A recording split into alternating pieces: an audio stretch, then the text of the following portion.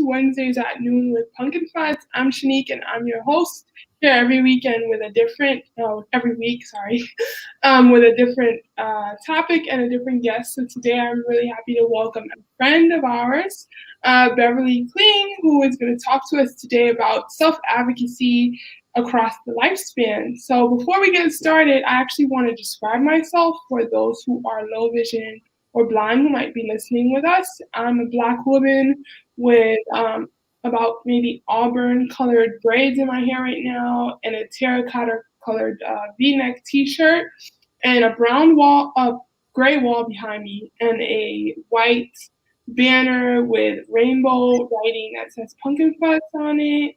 And then underneath it, it says inclusive by design, toys, bags, jobs. And then I'm wearing glasses and small little hoop earrings and a gold zodiac necklace around my neck.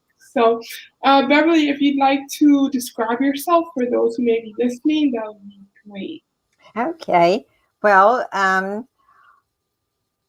am a retired woman, so I guess I'm not as young, but I have shoulder length hair, kind of blonde brown hair. I'm wearing a floral shirt.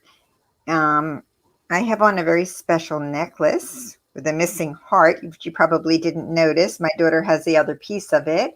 I am sitting in my study, and you'll see a backdrop of books and papers. And I don't know if there's anything else to say about how I look.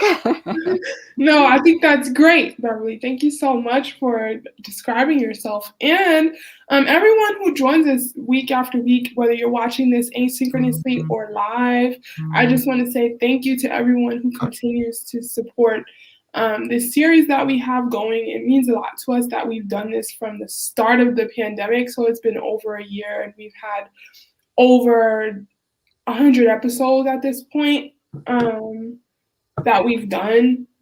And yeah, this one is really special to me because I consider myself a self-advocate. So Beverly, I'm super happy to have you here. And thank you so much for being here. Thank Can you. Tell us about yourself and what you do specifically? Right. Well, so I actually had a journey in my career. I began as an elementary education teacher. I taught first grade, and I taught what you call transition first grade. It was prior to the public law. So a lot of the students who were in my class had challenges. They were put together in one setting without the support that we require today.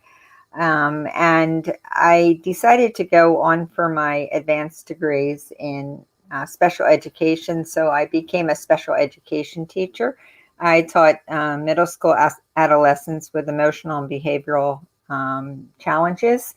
Then I went into, I started to get my doctor. I began my doctorate program, but when I began my doctorate program, I also taught early intervention, and I worked with students with disabilities from birth to 3 who had various challenges. I worked with what they call sensory stimulation, and a lot of toys and things, depending upon whatever their needs were. There also was a strong parent component where we went into the homes and worked with parents to train them as well to work with their child. After that, I became an LDTC on a child study team. It was a pre-K through 12 district, so I worked as a learning consultant, and then I became supervisor of child study. During that time, I finished my doctorate. I started doing adjunct work at Rutgers University, and I guess I made the big move in 1993 when I moved from the public school to public university, where I became a special education professor. And I worked as a special education professor from 1993 until last June when I retired.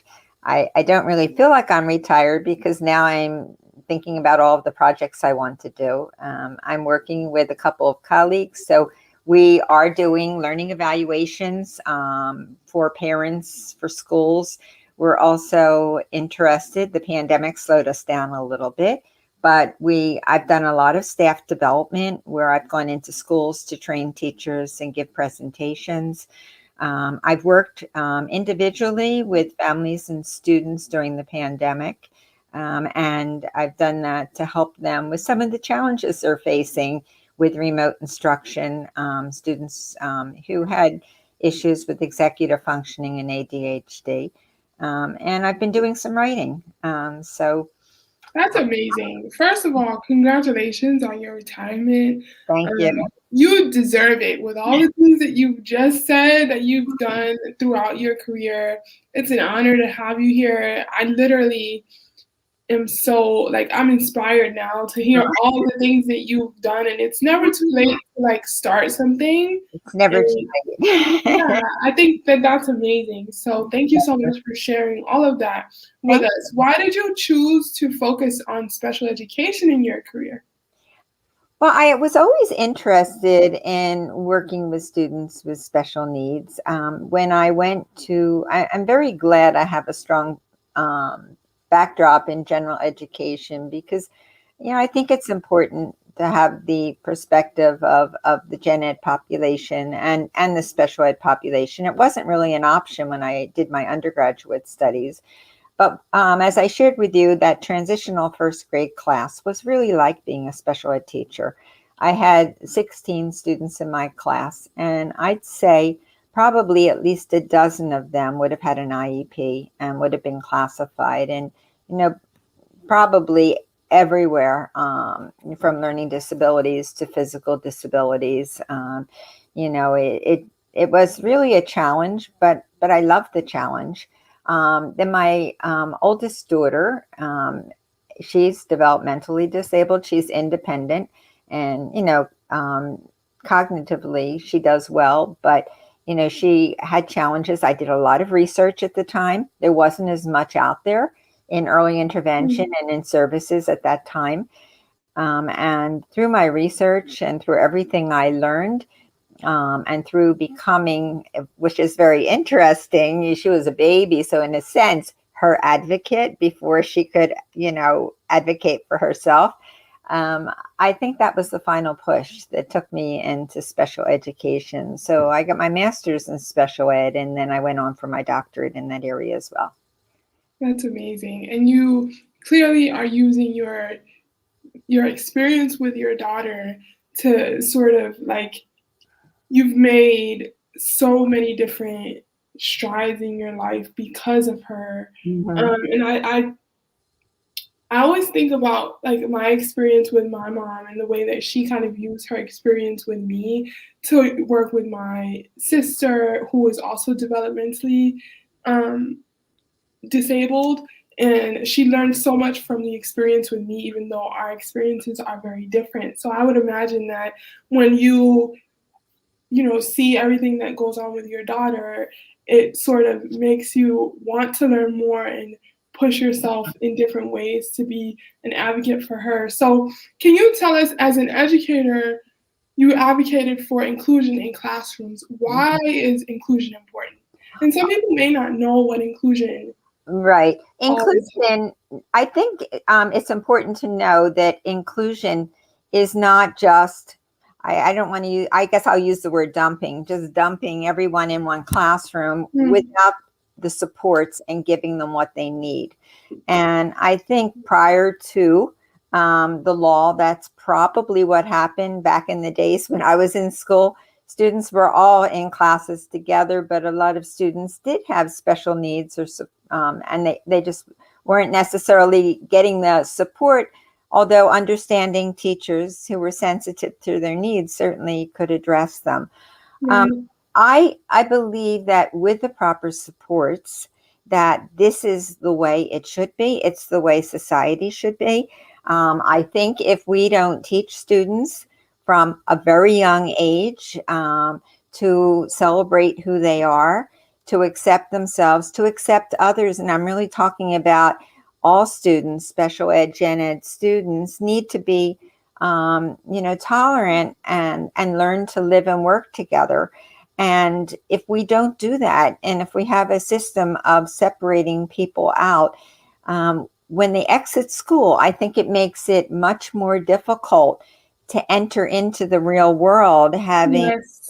and again, not just for special ed students, but for gen ed students, not having been together from the beginning.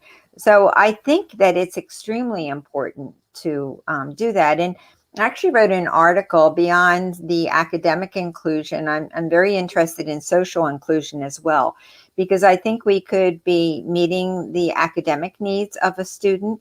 But if that student is sitting in the back of the room, being overlooked, or nobody's playing with them or paying attention to them, it can be a very lonely experience. So I think as educators, I think we could design our classrooms so that students do learn how to appreciate and accept and want to be together. So Yeah. I think it's a very holistic approach, but I think it's critical that it's done. And I think it needs to be done properly. That doesn't mean that students shouldn't certainly get the support that they need and whatever they need. But overall, I think inclusion is very important. Something that stuck out to me when I was in school was that I had a few teachers actually who knew how I felt about not wanting to be sort of babysat by like a paraprofessional. Mhm. When I got older, like in high school, I spoke to you about this yesterday, but I voiced my concerns to teachers and they sort of accepted that and said, well, I'll put a student with you and they'll see like if you need help or something. And the way that they did it, it didn't make me feel like I was being singled out. It sort of Mhm. made me feel like I was a part of, the entire classroom, not like I'm sitting off to the side with like an adult who's babysitting me, Mhm. And it sort of even made people more curious about, why people were helping me with like physical things, like maybe carrying my tray or something like that. Mhm. And they asked questions instead of staring or like making me feel like I was, different from everybody else. So Right. it was a really sort of subtle but inclusive experience for me. In high school, I didn't really have like any issues with like being separated from everyone, but the one thing that did make me feel different from everyone was having an adult following me around all the time Mhm. to make sure I was okay. So I absolutely agree that children in schools specifically need to be taught in both special education and general education how to include everyone because it does happen in special education classes as well. Right, right. It's interesting what you say about the paraprofessional, because as a paraprofessional, you are working with, if you're working with a particular student, I've seen paraprofessionals who have, included other students in activities. It's difficult. You know what your responsibility is, but you also, as you said, don't want that student to feel singled out or feel like they're different. So um, Yeah, it is a balance. it definitely is. And what is the difference between teaching special education teachers from general education teachers? Well, I think that there's less of a difference today, only because gen ed teachers, we have so much inclusion, we have collaboration, we have differentiated instruction. And, gen ed teachers, are required now, or should be required, in many situations, to take a certain number of special ed courses. But I do feel that what special ed teachers get that gen ed teachers may not get is maybe a greater awareness of the law, and of what needs to be done, a greater familiarity with the IEP, greater knowledge of strategies. And I think one of the greatest challenges for gen ed teachers, and I actually collaborated with a gen ed teacher early on in my career, where we brought the two classes together and took lessons and modified it for different students. And I think making Wow. modifications and looking at a lesson and knowing if it's going ahead of time, and knowing if it's going to work for students, and knowing which students may be challenged by different parts of the lesson, and making those modifications so that, you're making modifications that are making the child feel included and part of the lesson and not really altering the content, but you may be altering the way you're getting there. So I think that what I've noticed is the ability to make modifications. It seems to be more greater in special ed teachers and more of a focus.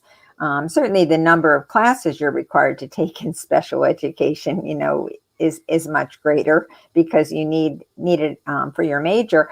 I'm seeing more and more people that are getting duly certified. And when I was at the university level, I ran a post-baccalaureate certification program for special ed. And there were a lot of general ed teachers who were becoming certified in special ed. And a lot of them were finding that they weren't very employable, or they were more employable if they were duly certified, because that's, I think, what schools are looking for. Right. Can you give us an example of like the way that someone can modify their approach versus like modifying the content, like what you just said? Well, it may be, for example, it may be a child who has reading difficulty, and there may be a lot of text, and maybe what a modification would be to have, visuals, getting the content.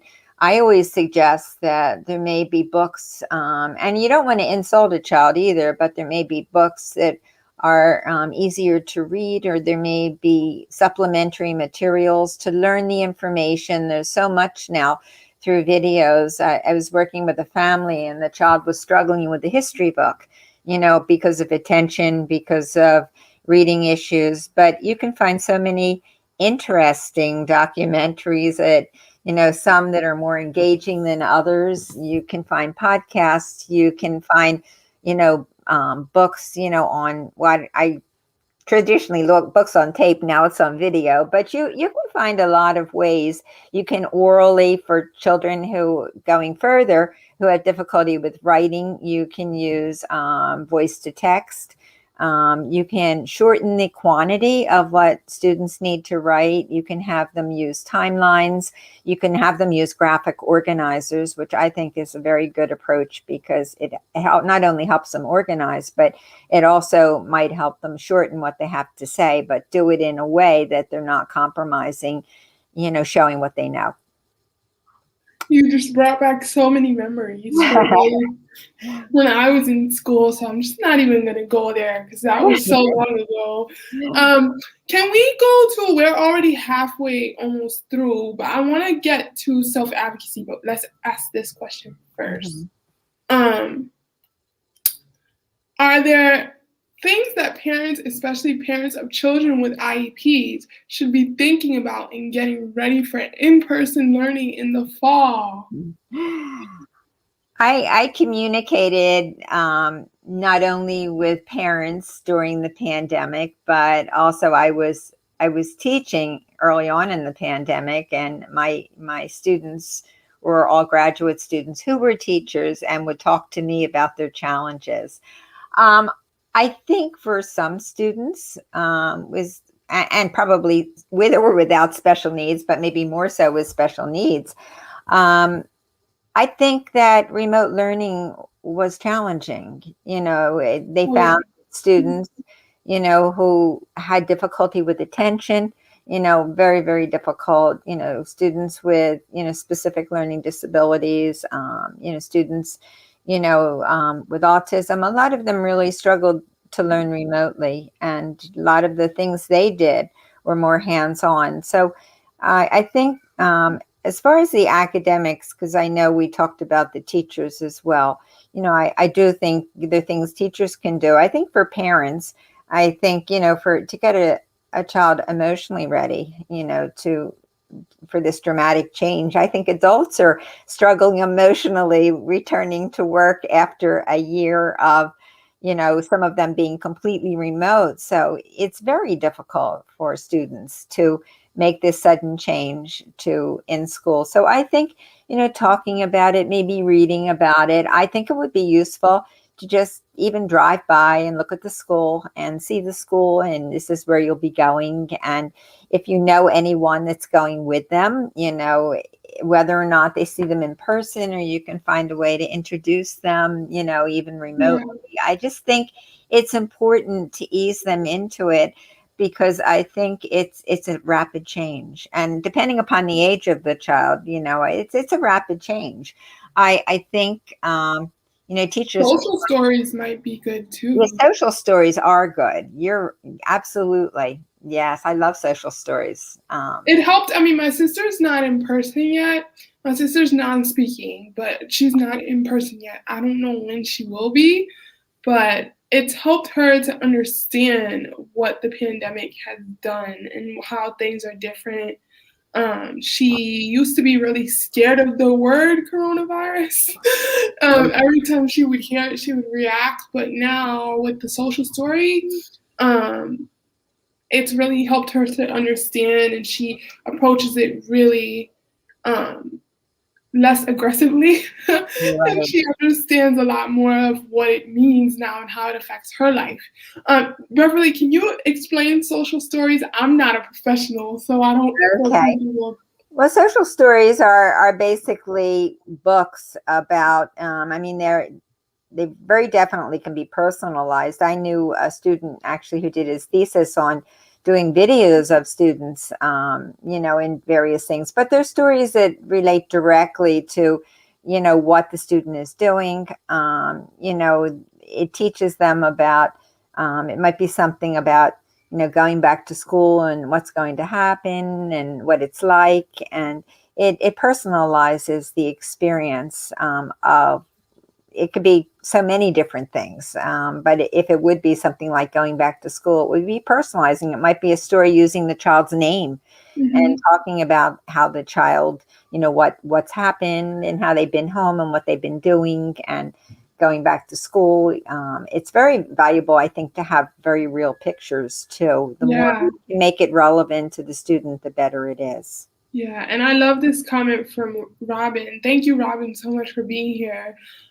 So important to plan ahead to fall learning and the change that comes with that. It is great though to see all moving ahead and It open. is. Yeah, it is. It feels like it's been such a long time coming though. Like this has been such a long process, and Right. it's still happening. But I mean, back to social stories, there are templates online that you can find um, to specify to whatever it is that you are trying to create a social story for. I know my family and I um, find templates online that we do for my sister, and she just kind of already knows now. And we even have like a laminated system so that she can change things up when she wants to. So yeah. Right.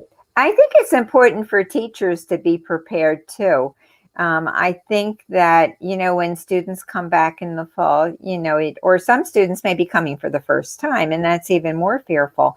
Um, Yeah. to students not knowing what school is about and having been home, it's abrupt, because a lot of, young children might not have had a preschool experience, this past year. And um, Which is so sad. Oh my yeah, god.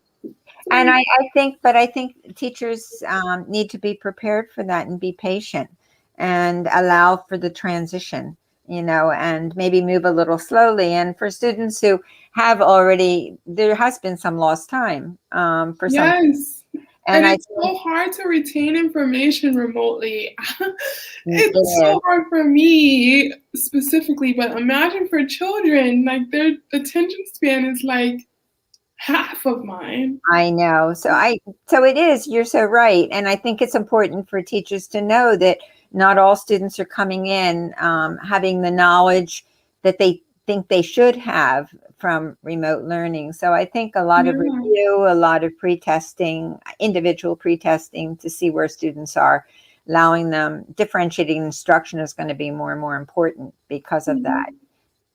Yeah, agreed. Now, on to the thing that we are like mostly here for is self-advocacy. Could you tell us what is self-advocacy? And I know you have a specific 5-step process that you talk about. Can you tell us Right. about that?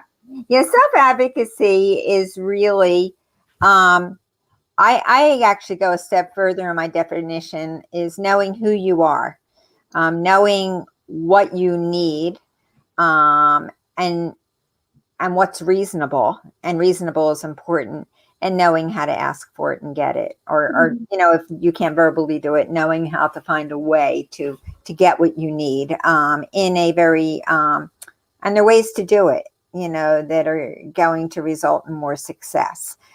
So I actually broke it down into a process. I don't know if you want me to go through process. I developed a strategy called the ASSERT strategy. It's an acronym, so it's all capitalized, ASSERT. And I took it back to the preschool years because I feel that we need to learn about the steps of self-advocacy from a very early age, so that because a lot of it is being comfortable with who you are and knowing who you are. So it's an awareness, and there are many activities you can do at the preschool, the intermediate, the high school level. So awareness of who you are and awareness of your disability. I remember when, going back to my daughter, when she was quite young, I would talk to her about her disability so she would understand it. And she would put her hands over her ears, and she would like make a noise so she couldn't hear me, every time I tried to talk about it. So we got past that. I mean, she eventually was able to accept that, but in the beginning, she didn't want to hear it at all. And again, I think that we're a step ahead today in what we're doing for people and have a greater awareness. So the first, the A is awareness. The one is being able to state who we are. Again, whether you do it verbally or non-verbally. And with young children, we could do it through song, we could do it through puppetry. There are a lot of ways we can talk about who we are. For older students, I think journaling or finding a way to draw, or really be able to say, this is me. And the next thing is second S is to state your strengths. Know what you do well. Actually, Robert Brooks, one of my favorite people on self-esteem, talks about islands of competence. We all have islands of competence, things we do very well. And, as teachers, and I think students as well, need to be aware of their islands of competence and find a way to make it shine. And I always I love that. I yeah, love that I too. always found that very inspiring because I think it's so important to do. So you need to be able to state your strengths. What do I do well? And also we need to be aware of what you're challenged by, what you're, again, I say challenges. Sometimes I stay away from disability. Is it a disability, or is it, something we just struggle with that we can't do well? But we need to know that, because there are ways that we may be able to achieve what we want to achieve and get around that using our strengths. The next thing is, for self-advocacy, we might have a problem. It may be that, we're not getting what we need in the classroom, we're not getting what we need in the workplace, and evaluate the problem. What is the problem, and come up with a solution. And I actually came up with a technique. There's a technique called the POP technique, POPP, another acronym. I love acronyms. And that's, again, breaking the problem down, into identifying the problem, and coming up with where it occurs, who's present when it occurs, and, the solution for the problem. And then the next thing I put into the strategy, the R, is to role play it. Because if I'm going to go to an employer, I'm going to go to a teacher, and I want to talk about what I need, sometimes it's good. I think it's always good to practice, so it may be good to go to a teacher, a parent, a friend, a coach, whoever it is, and talk about, practice how you would do it, some role playing. And finally, the last one is to try it. Go in the real situation, try it out, and then afterwards revisit it. How did it go? Did I get what I need?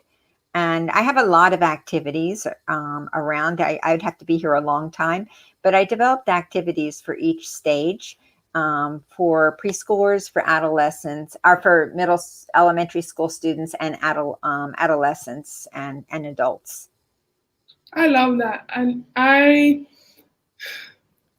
sometimes when I think about my own self advocacy journey, like it it was a long road because I was just like your daughter, to be honest. Like my mom would talk to me about how I'm no different. Like there's nothing wrong with the way that I am. She would explain to me like why I need to wear my braces and the fact that I shouldn't worry about what people think about me. But I didn't want to talk about any of that stuff. But then when I got older, I realized like if I don't, then how are people going to know parts of me, like who I am? So Right. I dealt with like a level of acceptance that I didn't reach until I was like maybe 25. And I Right. started to really accept like um, what my life is and how can I make it easier for myself, because honestly dealing with like internalized ableism, because that is a thing, Right. dealing with like internalized ableism made my life like 10 times harder. And I realize now looking back on it in hindsight that I was making my life harder because I was not advocating for what I needed. My mom would do it, but I would look at her and be like, wow, she's really like coming to my defense, you know? Hmm. Um, but then I learned how to do it. And now hearing you like break it down that way, I didn't even realize that those were the things that I was actually doing. But now thinking about it, it kind of is though. Like, Right. I mean, how can we advocate for ourselves and what we need if we don't know ourselves? right, If we don't know our strengths and weaknesses, and we don't have that self-awareness, it's hard to go about it. And I guess I'm saying this again, so much of what I say could apply to all people because right. we talk about it with disabilities. We always used to say great strategies for special ed students are nothing magical. They're great Mhm. strategies. And speaking of which, I mean, how early should self advocacy be taught, do you think? I think from the beginning, I do. I think that, as I said, the way I designed everything, I mean, I talk about preschool, but there's no reason why that self awareness and who we are can't be taught from the very beginning. It's certainly some of the problem solving and language, but in even simpler ways, we can learn how to solve problems at a very young age. So I think we should be doing activities leading in that direction from the very beginning. Right. So that's why I basically called this, and my strategy is called Across the Lifespan, beginning at the very beginning and moving throughout an individual's life. And how can self advocacy show up differently across the lifespan? Well, as I said, with younger children, you may be doing a lot more with props and manipulatives and books and self-portraits and, puppetry and role playing. So we may be doing more that would involve the kinds of activities, might be body tracing or, hand tracing or facial portraits or whatever we do, or talking about ourself. So I think at a young age, we do that. When we start getting to the elementary level, we can, certainly role playing is always a good thing to do, but we may be getting to a little bit more with some of the moving beyond the visuals. So we Mm, could be getting into journaling. We could be getting into talking about real problems, breaking down the problems, how we would solve them. We could talk about, our self-awareness of who we are, becoming aware of what we do well. I also love to see students can become involved if they do have an IEP. At one point, I always think, I don't know if you've heard of the student-led IEP, but at one point, I have, yeah. it's a good idea to include the student in the whole process. I always used to think it was bizarre, when we sit there talking about what's best for a child, and the child wasn't there. So when I do learning evaluations and I do learning styles inventories with students, one of the first questions I ask a student after I find out what their likes and dislikes are is, if I were your teacher, how would you tell me to teach you? What works for you? And some of the answers I get are amazing, because I think, students quite often aren't always asked, how would you teach yourself? Yeah. And I think getting students involved in having them take some ownership for their learning. Metacognitive techniques are very good, to help them Gesundheit, speak to Yeah. themselves or learning. So I think that, and then of course, when you get to adolescence and adulthood, you're really dealing with they may be having workplace problems, or they may be having problems that, not that they're not real world problems early on, but they may be more critical, to their future. So I think when you get to the older grades, you may be dealing with some of the things that are actually happening. Yeah. And could you tell us some of the practical ways that individuals with disabilities can practice self-advocacy like throughout their lives? Well, I think that um, they can become aware of, the strategies. I think, are you talking about from the early on to I adulthood? think later, like maybe adulthood, because we've talked a lot about like starting it young and what that looks like. So now, once we Right. get older, like once they go into elementary school, high school. I think that certainly, with my strategy of working through an awareness of who you are and knowing your strengths and weaknesses, I think some practical ways you could practice would be to maybe jot down the things that are posing challenges, to practice it, but also to know how to ask for it. Sometimes, we need to know what's reasonable to ask for.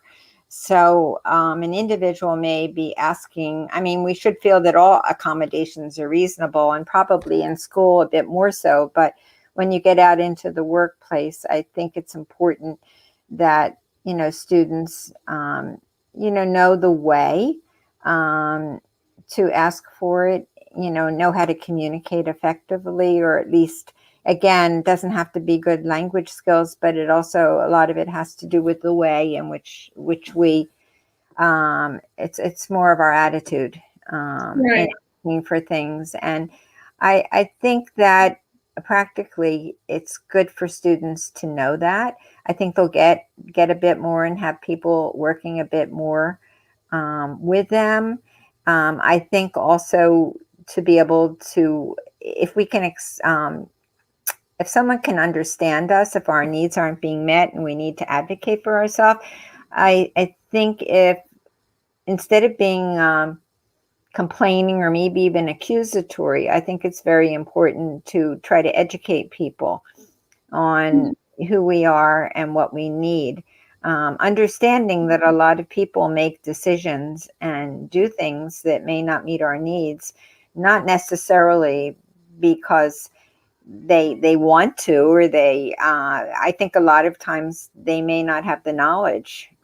So I think the knowledge is very important. I think it's good, even to give people little booklets or something and ask them if they would read that, to just become, get nothing major, but, not asking them to read a whole textbook, but asking them to read a little pamphlet or something, so that they could become more aware of, maybe some of the issues that you might be dealing with. So I think if we approach it in a way using the same strategies, that we want to educate people, and we're not looking at them in a way that says, you're not helping me. I think we're more likely to get what we need.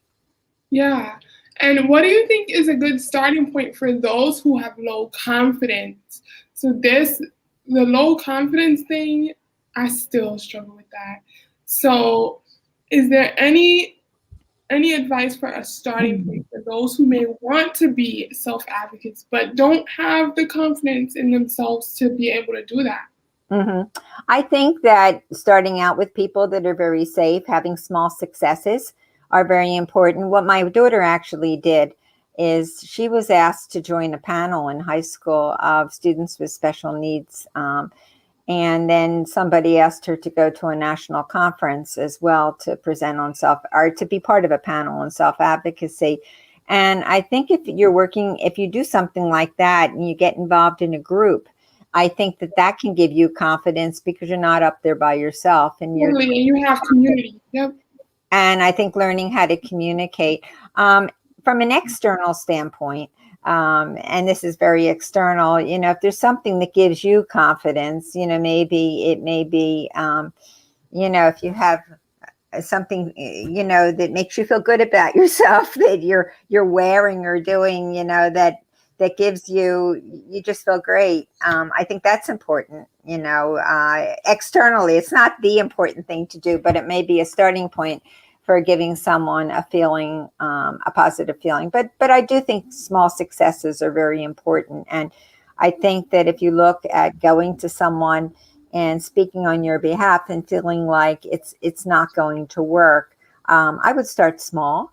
Maybe start with the easier things to ask might be a good thing to do as well. There may be some things that you feel like I can ask for this and it's probably going to happen. And having a small success, I think, can lead to greater confidence. I love that. And I know that we are soon running out of time, but do you have any advice for parents and educators of individuals who might want to be better or help someone around them to be better at self-advocating?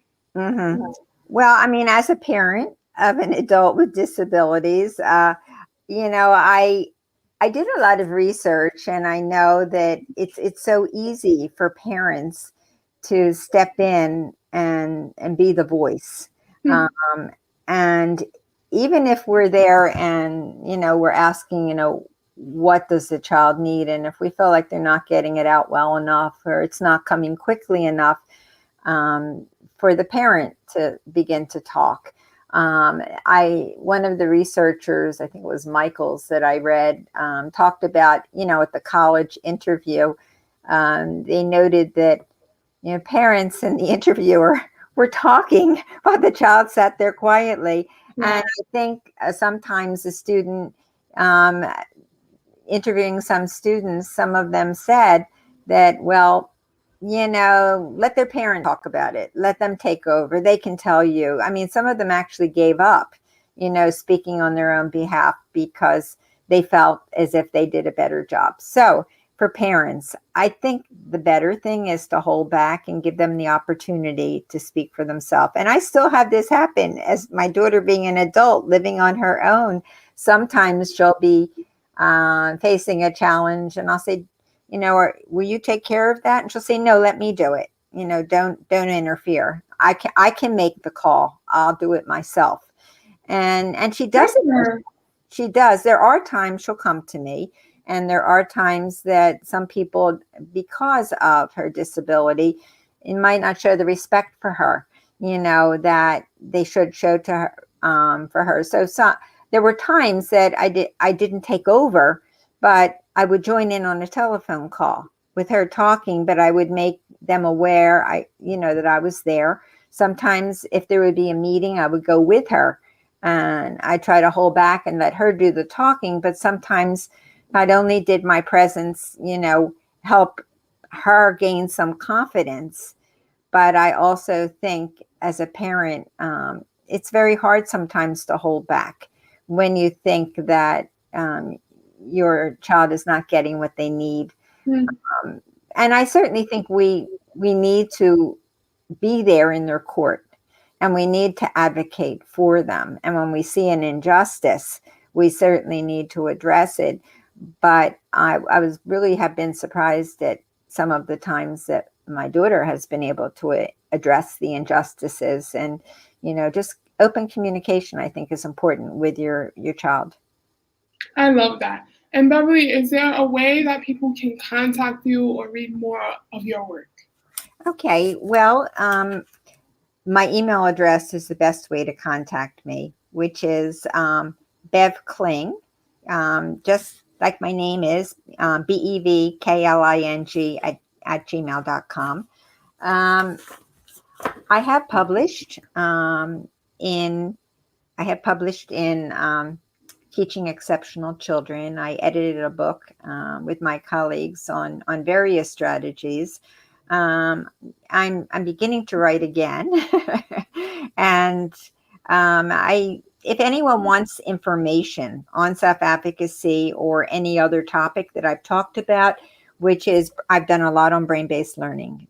That's an area I'm doing a great deal of research on now, and differentiated instruction and inclusion. So if I have articles I've written, I have materials. So if anyone wants, I hate for them to be doing a hunt for various articles, various locations. I'd be glad to provide that material. Just please reach out to me and I'll be glad to help. Thank you so much, Beverly, for being here and for all of the information that you provided today. And hopefully we'll have you back again. I mean, we didn't even get through all of the questions. So maybe we can have you back for our part 2 so that we can get through the rest of them. And thank you so much. Thank you for having me. I enjoyed it. And thank you for sharing so much. I learned quite a bit from you as well. Oh, thank you. I'll never Okay, stop. bye, everyone. Bye-bye.